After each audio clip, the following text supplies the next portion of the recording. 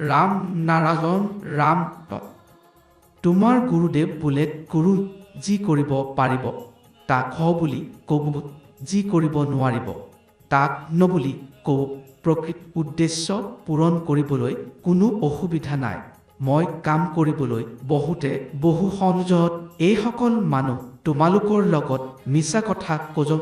মই যেতিয়া সুধো মিছা কিজ ক'লা, তেতিয়া সিহঁতে ক'জল আপোনাক অসুবিধা হ'লেহেঁতেন সেইবাবে কোৱা নাই।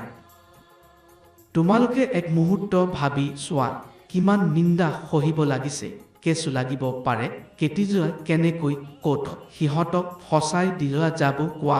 কঠিন কাম কৰিবলৈ বাধা আহিবই, ডাঙৰ গছকে বৃহৎ ধুমুহাৰ সন্মুখীন হ'বলৈ সজল।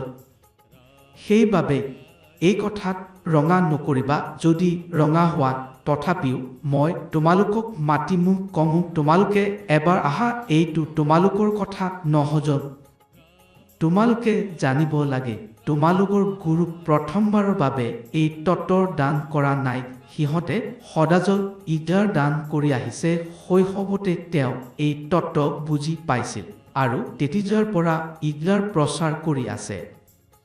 তোমালোকৰ গুৰুদেৱক পৃথককৈ বহি সাধনাৰ দ্বাৰা এই তত্ত্ব বুজিব লগা হোৱা নাই। শৈশৱতে যেতিয়া মই নগা ফুৰিছিলোঁ আৰু বিচনাত প্ৰস্ৰাৱ কৰিছিলোঁ, তেতিয়াৰে পৰা মই এই তত্ত্বৰ দান কৰি আহিছোঁ। ৰাম নাৰায়ণ ৰাম তৎ।